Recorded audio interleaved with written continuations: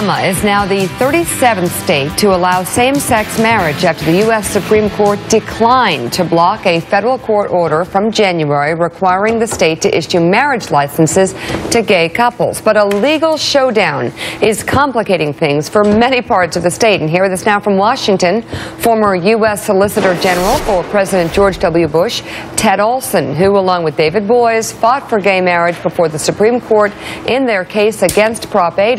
Also with us, co-host of MSNBC's The Cycle, Ari Melber. So, Ted, thank you so much for being with us this morning. Let's first of all talk about what's happening in the state of Alabama with Judge Roy Moore. I think the exact quote is that in his order, he says, "You're not bound to follow the federal order."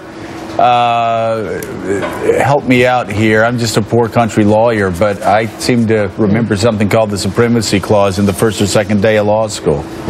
Well, that's right. This is the Chief Justice of the Alabama Supreme Court telling probate judges not to allow gay people to get married, not to issue licenses, despite the federal court, the federal district court, saying that Alabama's law prohibiting marriages between persons of the same sex is unconstitutional, joining 37 other states in that same category, and the United States Supreme Court refused to stop the effectiveness of that order.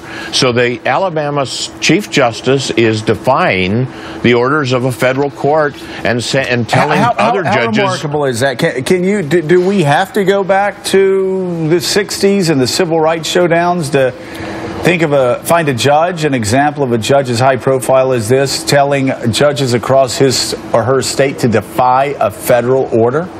Well, it does bring up images of Selma, Alabama, and George Wallace denying rights to African-American citizens to go to school or cross a bridge and enter a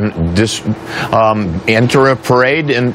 But this individual, Chief Justice Moore, defied a Supreme Court order a few years ago when he was told to remove the Ten Commandments from a stone in the court building, and he was ultimately removed from office because of that, defying the Supreme Court, and then he was subsequently elected back, and now he's doing the same thing.